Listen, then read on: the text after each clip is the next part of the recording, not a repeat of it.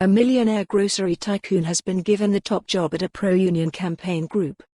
David Sands, who is also a property magnate, has been appointed director at Scotland and Union following the departure of former MSP Graeme Pearson earlier this year.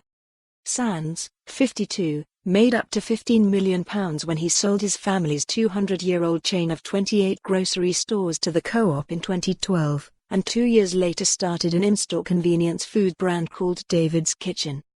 Since launching in 2014, Sands has opened 3 standalone David's Kitchen stores in Falkirk, Glenrothes, and Kirkcaldy, has also been involved in property development and was involved with the Strathblair business advisory firm. He said, "I am proud to be a successful Scottish businessman, and to have contributed to my country's economy. But in recent years I've become increasingly alarmed that the SNP is willing to put the Scottish economy at so much risk. Businesses need a period of certainty where we can concentrate on continued economic growth to create jobs and boost government revenues.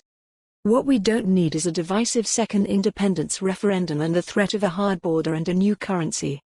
The best future for Scottish businesses is for our country to remain in the UK. Scotland in Union has done a fantastic job making the positive case for remaining in the UK, and with a vital few months now ahead of us, I am delighted to be joining the board."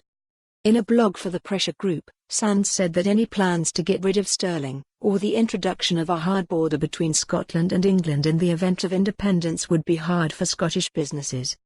He wrote, "The impact of that is weaker economic growth, fewer job opportunities, and less revenue for the government, which causes deeper austerity."